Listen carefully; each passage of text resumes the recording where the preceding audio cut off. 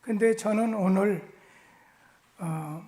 교회 일꾼의 신앙의 자세, 교회 일꾼의 신앙의 자세라고 하는 제목으로 좀 말씀을 드리려고 합니다. 봉독해드린 출애굽기 36장 본문 말씀은 애굽에서 종살이하다가 430년 만에 나와서 광야를 지나가는 이스라엘 백성들이 하나님 지시에 따라서 성막을 짓게 됐습니다. 우리 교회를 가르쳐서 먼저는 단이라고 합니다. 단을 쌓았다. 그 다음에 제단을 쌓았다고 합니다.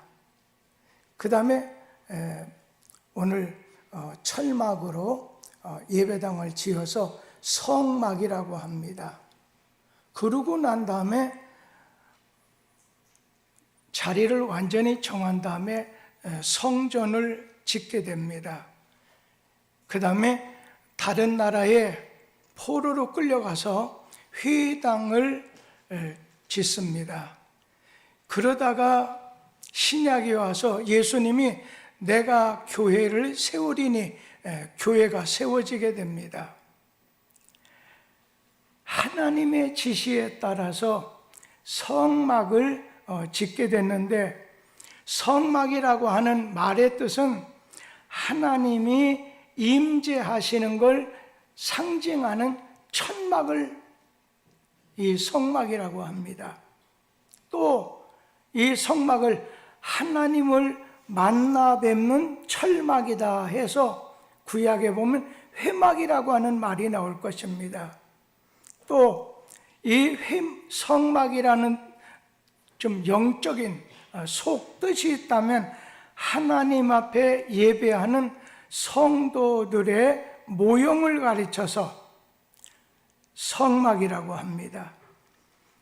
모세가 하나님 명을 받고 시내산 호렙산에 올라갔습니다.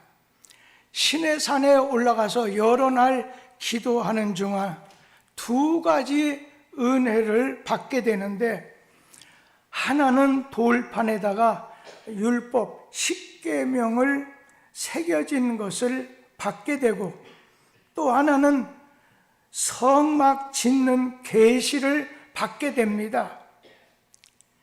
율법, 이 10계명이야 전적으로 하나님이 주시는 말씀이기 때문에 인간이 거기다가 감히 할 수 없는 선물입니다. 그런데 성막은 이스라엘 백성들이 하나님 앞에 죄를 짓게 됐을 때 하나님께 찾아 나가서 하나님 앞에 죄 사함을 받는 하나님의 임재를 상징하는 처소가 바로 성막입니다. 그런데 이 성막은 하나님이 직접 지어주지 아니하고 사람의 손으로 짓게 하셨습니다.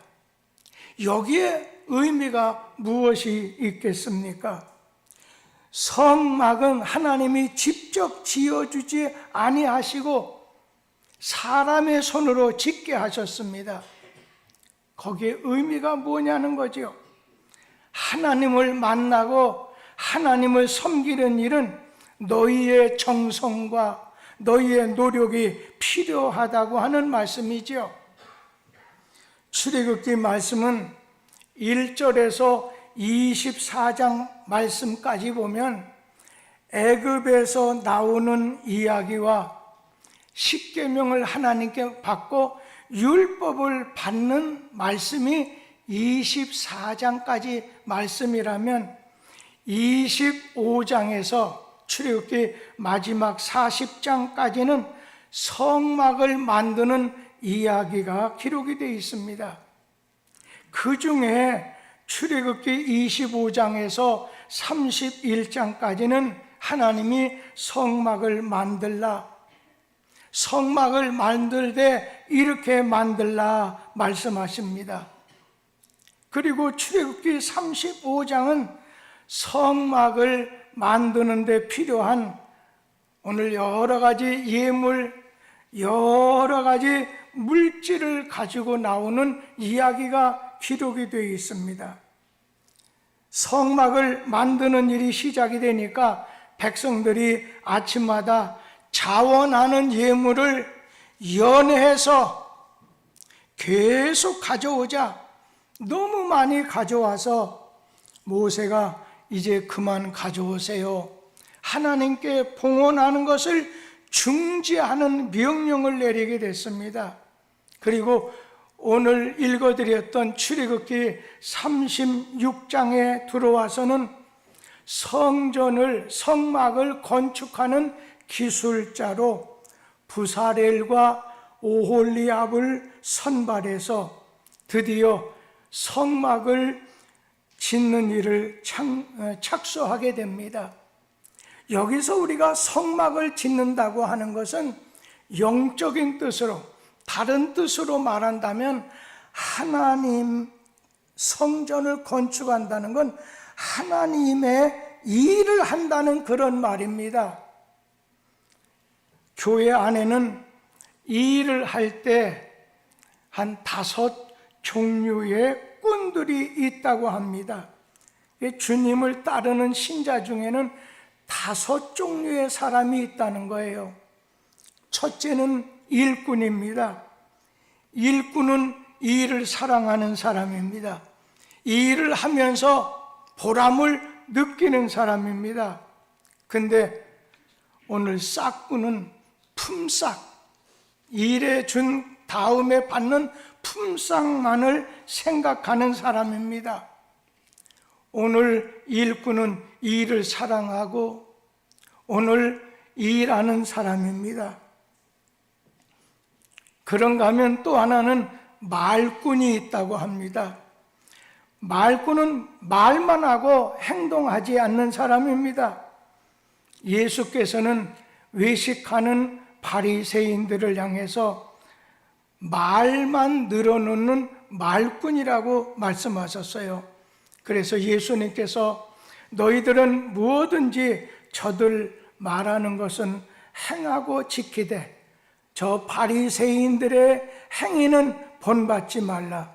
저희는 말만 하고 행하지 아니한다고 했습니다. 말만 늘어놓고 일하지 않는 사람, 행동하지 않는 사람, 말꾼이 있습니다. 또 하나는 구경꾼이 있습니다. 구경꾼은 구경하는 사람, 오늘 방관자입니다. 자신과 전혀 상관없는 일처럼 어떤 일에도 직접 개입하거나 참여하지 않습니다. 다른 사람을 위해서나 교회를 위해서 짐을 지으려고 하지 않습니다. 오늘 우리가 주의 일, 예배 드리는 일이지요. 예배 드리는 일을 할 때 그냥 구경꾼이 돼서 구경하는 입장에 서는 사람도 있다는 겁니다. 또 하나는 비방꾼이 있습니다. 구경꾼이 좀 더 냉소적인 태도로 발전하게 되면 비방꾼이 됩니다. 야고보서 4장 11절에 보면 피차에 비방하지 말라 말씀하셨습니다. 비방하지 말라는 거예요. 또 한 가지는 회방꾼이 있다는 겁니다. 하나님의 일에 방해하는 회방꾼, 일꾼이 돼서는 안 된다는 거예요. 자신이 하기 싫거나 마음에 들지 않으면 가만히 있으면 되는데, 그러면 최소한 적극적인 죄는 짓지 않는데 자기가 하기 싫다, 마음에 들지 않는다, 비방합니다, 방해합니다, 그것은 하나님께 죄를 짓는다는 겁니다. 성경 말씀은 하나님을 회방하는 것과 성령을 회방하는 것은 사함을 받지 못한다 말씀하셨습니다. 오늘 우리는 일꾼이 되어야 된다는 겁니다. 에베소서 3장 7절에 바울 사도가 이렇게 말씀했어요. 내가 일꾼이 되었다는 겁니다. 우리 다 같이 한번 읽어보지요. 이 복음을 위하여 그의 능력이 역사하시는 대로 내게 주신 하나님의 은혜의 선물을 따라 내가 일꾼이 되었노라. 일꾼, 일하는 사람입니다. 오늘 모세 시절에 성막을 지을 때 동원이 된 일꾼을 말하듯 요즘으로 말하면 무슨 말이겠어요? 하나님 나라를 확장하는 겁니다. 하나님의 교회 확장을 위해서 오늘 부름을 받은 일꾼, 바로 우리들이라는 겁니다. 우리는 하나님께 부름을 받은 일꾼입니다. 집사가 됐건 아니면 평신도가 됐건 아니면 권사나 안수집사나 장로나 되었건 우리는 하나님께 쓰임 받아야 되는, 하나님 나라 일을 해야 되는 일꾼입니다. 근데 교회 일꾼의 자세, 신앙의 자세가 있다는 거예요. 그 중에 첫 번째는 계시를 받은 일꾼 모세가 있습니다. 계시를 받은 일꾼 모세. 성전 성막 건축은 모세가 시내산에서 하나님에게 계시를 받은 일에서부터 시작이 됩니다. 시내산에서 40일 금식 기도하는 중에 성막에 대한 계시를 받았습니다. 계시라고 하는 수단을 통해서 이거를 해라, 어떤 할 일을 맡겨주셨던 거죠. 성경을 가르쳐서 우리는 계시의 말씀이라고 합니다. 목사는 계시받은 일꾼 모세처럼 성경이라고 하는 계시를 통해서 성도들에게 하나님을 위해 할 일을 해야 될 범위와 방향을 제시해 줘야 됩니다. 마치 하나님께서 이스라엘 백성을 향해서 모세를 지명하셨습니다.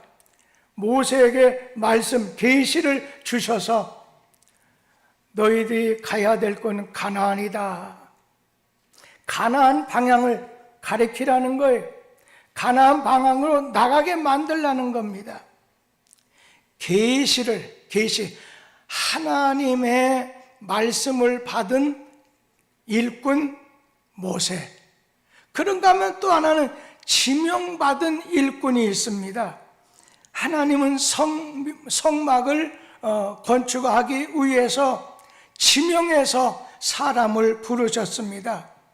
출애굽기 3장에 보면 모세를 지명해서 불러내셨습니다. 신약에서는 사울아, 오늘 바울을 불러서 전조다로 만들어 쓰셨습니다. 창세기에 보면 아브라함아, 아브라함을 불러 쓰셨습니다. 사도행전 13장 22절에 보면 하나님께서는 내가 이세 아들 다윗을 만나니 내 마음에 맞다, 내 마음에 합하다, 내 뜻을 다 이루게 하리라. 그런데 오늘 읽어드렸던 출애굽기 36장 1절에 보면 부사렐과 오홀리압과 마음이 지혜로운 자를 지명하여 부르시고 성막 공사 책임을 맡기셨습니다. 하나님이 지명해서 불러내서 너는 성막을 건축하는 일에 앞장서는 오늘 일꾼이 되라 말씀하셨습니다. 그리고 출애굽기 35장 30절 31절에 보면 지명해서 부르신 일꾼에게는 다음과 같은 은혜를 주십니다. 하나님의 힘을, 하나님의 신, 하나님의 지혜를, 하나님의 성령을 충만케 해서 하나님의 지명을 받은 사람에게 성령의 충만을 통해서 지혜를 주고 총명을 주고 지식을 주셨습니다. 하나님의 뜻에 따라 지명해서 부름을 받은 사람에게는 그 일에 필요한 은사도 그러한 재능도 주시게 된다는 거예요. 하나님께서는 여러분을 하나님이 부르신 일꾼에게는 다음과 같은 은혜를 주십니다. 거기에 필요한 재능과 은사를 주신다는 거예요. 하나님은 성도들을 지명해서 여러분을 지명해서 불러내셨습니다. 신령한 성전 건축을 하기 위해서입니다. 여기서 신령한 성전, 성막 건축이라고 하는 말의 뜻이 오늘날 무엇을 뜻하는가요? 복음을 전하게 하는 것, 복음을 전하는 일입니다. 신령한 성막 건축은 복음을 전하는 일입니다. 예전에 우리가 하나님하고 원수인 마귀의 자식이었던 사람인데 예수 그리스도를 영접하면, 예수 그리스도를 믿으면, 예수 그리스도를 내 마음에 영접하면 오늘 그 안에 신령한 성전이 이루어진다는 거예요. 우리 몸이 신령한 성전, 신령한 성막이 된다는 거예요. 우리 몸은 주님을 모신 신전, 말 그대로 신은 하나님, 전 집전자입니다. 하나님이 거하시는 집이 된다는 거예요. 우리가 하나님 앞에 죄인이라는 것을 깨닫게 되고, 내가 죄인입니다. 죄 사함을 주실 수 있는 분은 예수 그리스도입니다. 주님만이 나에게 구원을 주십니다. 그랬을 때 하나님께서는 우리 성전, 우리 영적인 영혼 속에, 내 마음 속에 임하셔서 영원히 떠나지 않게 되는 겁니다. 복음을 전하는 일이야말로 신령한 성전을 건축하는 일입니다. 그러니까 모세 시절에 성막을 건축했다, 이 말은 요즘 말로 말하면은 복음 전하는 일, 하나님께 부름을 받은 자로서 복음을 전하는 일을 하게 되었다는 그런 말씀입니다. 여러분은 하나님의 교회, 하나님의 나라, 오늘 부름받은 직원들입니다.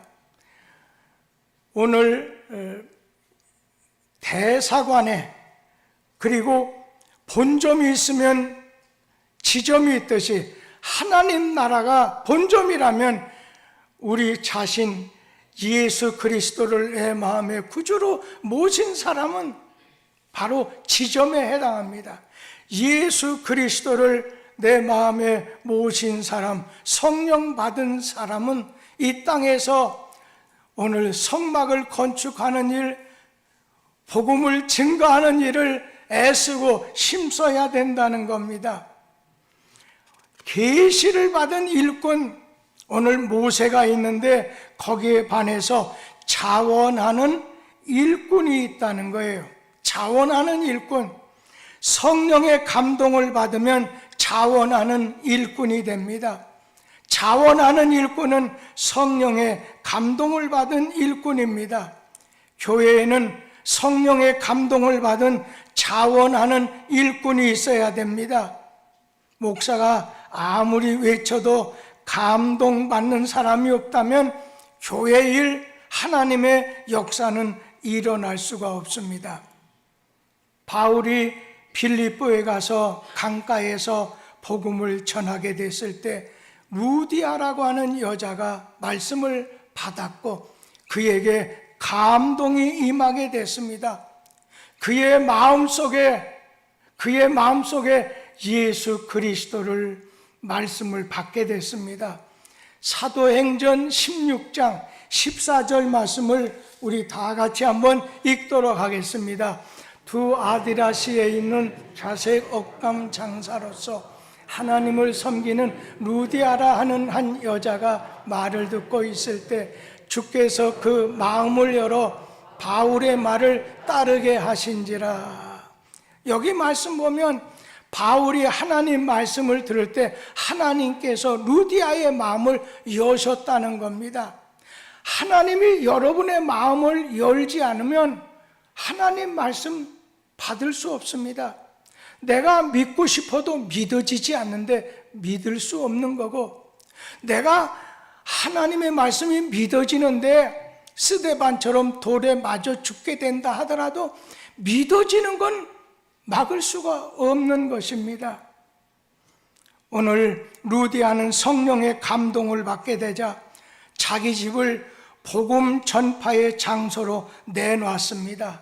그래서 이 루디아의 집에서부터 시작한 교회가 바로 빌립보 교회가 세워지게 된 거죠. 여러분, 우리는 헌금을 드릴 때도 성령의 감동을 받아서 해야 됩니다. 봉사도 감동을 받아서 해야 됩니다. 헌신도 성령의 감동을 받아서 해야 됩니다. 초대교회 바나바는 성령의 감동을 받아서 자기 재산 팔아서 사도들 발 앞에 두게 됐습니다. 그러자 교회가 아주 은혜가 넘치게 됐습니다. 그런데 같은 교회에 아나니아와 삽비라는 막 시기하고 질투하고 욕심에 끌려서 나도 너처럼 바나바처럼 밭을 팔아서 바친다, 욕심에 이끌려서 절반은 감춰두고 다 바쳤다고 거짓말하게 됐을 때 저주로 인해서 죽게 되고 교회 분위기는 아주 착 가라앉게 됐습니다. 성령 감동을 받으면 오늘 아깝지 않습니다. 그러나 성령의 감동을 받지 않고 인간의 생각으로 하려면 인색해지게 되고 도리어 시험에 넘어지게 됩니다. 자동차 엔진에 불이 튀어야지 바퀴가 돌아가는 거지, 아무리 부속품이 좋고 외형이 아름답다 해도 불 꺼지면 자동차는 움직일 수가 없는 거지요. 우리 심령 속에 불이 튀게 하는 역사, 우리 하나님을 위해서 일을 하게 하는 이 역사는 성령이십니다. 성령의 감동을 받으면 어떻게 되냐면 자원하는 마음이 생기게 됩니다. 원리, 원칙은 강요하지 않습니다. 가장 좋은 신앙은 헌신의 신앙입니다. 헌신의 신앙이란 자기 소유, 자기 몸, 자기 마음, 자기 물질, 자기 시간, 자기 재능을 하나님께 자원하여서 바치는 신앙입니다. 이러한 신앙을 행복한 신앙, 성숙된 신앙입니다. 자원하는 신앙은 누구 압력을 받거나 누군가의 강요에 의해서 억지로 하는 것이 아니라 체면상 마지못해서 하는 것이 아닙니다. 자원하는 신앙은 옥합을 깨뜨렸던 마리아의 헌신입니다. 오늘 주님의 사랑을 깨닫게 되고 예수 그리스도를 나의 구원자가 되시는구나, 나의 하나님이시구나 하는 것을 깨닫고 알게 됐을 때 가장 귀하게 여겼던 옥합을 깨뜨려서 주님에게 헌신하게 되어서 하나님이 감동되셨습니다. 자원하는 신앙은 기꺼이 아낌없이 자발적으로 감사함으로 헌신적으로 하는 신앙입니다. 출애굽기 35장 5절 말씀 같이 한번 읽겠습니다. 너희의 소유 중에서 너희는 여호와께 드릴 것을 택하되 마음에 원하는 자는 무엇이든지 그것을 가져다가 여호와께 드릴지니 곧 금과 은과 녹과. 하나님에게 오늘 택함을 받은 자, 오늘 그들은 자원해서 여호와께 드릴지니, 마음에 원하는 자는 자원해서 드릴지니. 그리고 출애굽기 35장 20절, 21절 말씀도 한번 같이 읽어보겠습니다.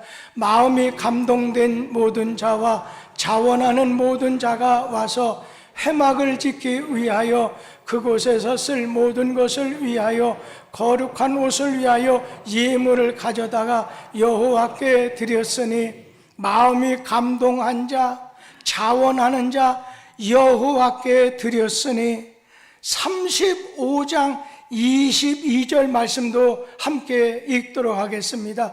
마음에 원하는 남녀가 와서 팔찌와 긴거리와 가락지와 여러 가지 금품을 가져다 사람마다 여호와께 금 예물을 드렸으며, 여기도 마음에 원하는 자, 오늘 마음에 원하는 자를 하나님이 부르셔서 그로 하여금 자원하는 예물을 어떻게 해요? 연하여 가져오는 거로 막 쉴 새 없이 가져왔다고 했습니다. 여러분, 우리가 오늘 자원하는 신앙, 자원하는 마음을 가졌을 때 부담을 갖지 않게 돼요. 여러분, 수중에 없는 것을 요구할까봐 미리 겁먹고 부담스러워합니다. 그런데 하나님께서는 여러분 수중에 없는 것을 내라, 가져오라 원하지 않습니다. 오늘 부담을 갖는 또 하나 이유는 하나님의 역사를 인간의 머리로 계산하기 때문입니다. 내 생각으로 하나님의 능력을 제한합니다. 벳세다 들녘의 오병이어의 기적의 거운이 그렇습니다. 빌립이 이 많은 사람을 먹이려면 200데나리온 정도가 있어야 저들 저녁을 다 먹이겠습니다. 불가능합니다. 주님께서는 벳세다 광야에 나온 사람들 제자들에게 요구했던 것은 믿음이었지 오늘 물건이 아니었습니다. 우리 힘으로는 안 됩니다. 하나님의 기적, 하나님의 축복 경험할 수 없습니다. 우리 가진 것이, 가진 힘이 부족하다 해도 성령의 감동을 받아서 자원하는 심령으로 드리게 됐을 때 하나님은 사람도 붙여주시고 사람도 보내주시고 갑작스럽게 좋은 일도 내려주십니다. 하나님을 인간의 계산으로 생각함으로 제한하지 말라는 겁니다. 이 조그마한 내 이 머리를 가지고 하나님이 어떤 분이다, 하나님을 제한하지 말라는 것입니다. 자원하고 스스로 하고 싶은 자는 신앙생활에 세 가지 현상이 일어나는데, 첫째가 힘든 줄 모른다는 거예요. 사실 힘든 일도 자기가 하고 싶어서 즐거운 마음으로 하면 쉽고, 아주 쉬운 일도 지겨운 마음으로 하게 되면 아주 힘겹게 느껴지게 됩니다. 긴 병에 효자 없다는 말이 있죠. 오랜 병상에 누워있는 남편, 병원비도 많이 나옵니다. 남편을 사랑하는 마음이 있을 때 힘든 줄 모릅니다. 스스로 하고 싶을 때 믿음이 자라게 됩니다. 효자, 불효자, 겉모양으로는 차이가 없습니다. 효자도 부모다, 불효자도 부모를 닮습니다. 다 족보에 올라가게 되고 다 부모를 닮고 부모 것을 상속하게 됩니다. 그런데 불효자는 마음에 감동이 없습니다. 부모 은혜를 모르게 된다는 것입니다. 오늘 자원하는 마음을 가지고 우리가 주의 일을 하려고 할 때 힘들질 모르게 되고, 우리가 자원하는 신앙의 자세를 가지면 주의 일을 할 때 즐거움으로 하게 된다는 거예요. 아무리 좋아도 자기가 싫으면 할 수 없습니다. 평안 감사도 자기 싫으면 못합니다. 즐거운 이유는 내가 구원받았기 때문에, 내가 구원받은 은혜가 있기 때문입니다. 오늘 본문 말씀에 보면 이스라엘 백성들이 앞다퉈서 헌신합니다. 백성들이 아침부터 자원하는 예물을 연에서 쉴 수 없게 가져왔다고 했습니다. 6절에 너무 가져오다 보니까 모세가 더 이상 봉헌 예물 갖고 오지 마세요. 늦게 온 사람의 헌신은 기회를 잃어버리게 됩니다. 하나님 일에는 기회를 놓쳐서는 안 됩니다. 베드로전서 5장 2절에 보면 베드로가 하나님의 양무리를 칠 때 하나님의 뜻을 따라 자원하는 마음, 즐거운 마음을 가지고 하라고 했습니다. 우리 고린도후서 9장 7절 말씀 다 같이 한번 읽겠습니다. 각각 그 마음에 정한 대로 할 것이요 인색함으로나 억지로 하지 말지니 하나님은 즐겨내는 자를 사랑하시느니라. 오늘 우리가 이제 안수 집사님 임직하시고 권사님 여러분 임직하셨습니다. 그 외에도 장로님도 권사님도 집사님들도 계십니다. 우리가 주님의 일을 할 때 그것이 물질에 관한 것이든 정성에 관한 것이든 어떠한 것이 되든 인색하거나 억지로 하지 말지니 하나님은 즐겨내는 마음, 즐기는 마음으로 내는 자를 우리 하나님은 사랑하신다는 뜻입니다. 어느 선교사가 한국에 20대 오셨다가 60이 넘었습니다. 하나님을 사랑하고 한국 사람의 영혼을 사랑하다 보니 마지막까지 그는 즐거움으로 선교 사역을 했다는 것입니다. 괴로운 심정을 가지고 주의 일하는 자라면 즐거운 마음을 가지고 주의 일을 할 수 있는 마음으로 바꿔지길 바랍니다. 무슨 일이든 즐거운 마음, 사명으로 억지로라도 십자가를 지는 시몬처럼 오늘 우리는 자원하는 마음, 즐거운 마음, 오늘 자원하는 신앙의 자세를 가지고 주의 일을 할 것입니다. 헌금을 바치는 것도 말씀을 듣는 것도 즐거움으로 주의를 지키는 것도 즐거움으로 여러분 자원하는 신앙을 갖게 됐을 때 성령이 강하게 그 마음을 움직여서 이끄실 때 즐거움으로 힘든 줄 모르고 일하게 된다는 겁니다.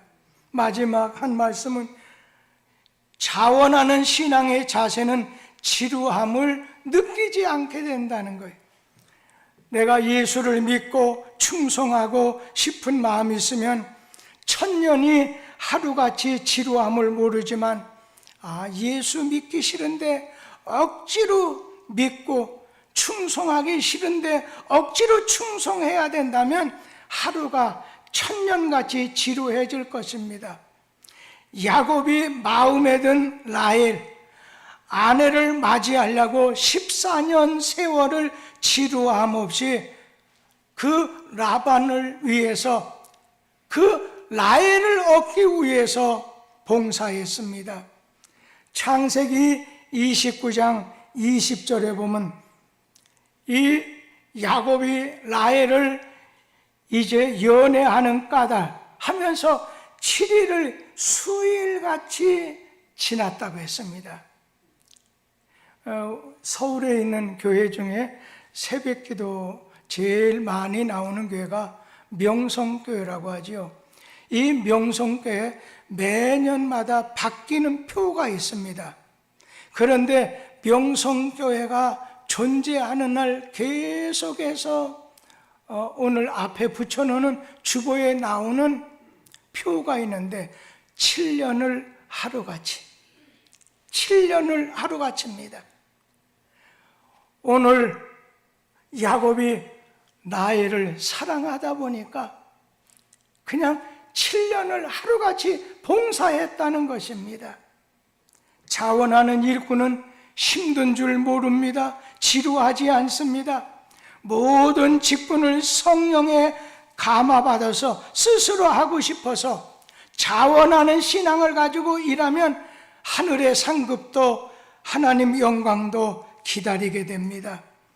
여러분, 하나님은 지원병과 자원병을 원하십니다. 좋아하십니다.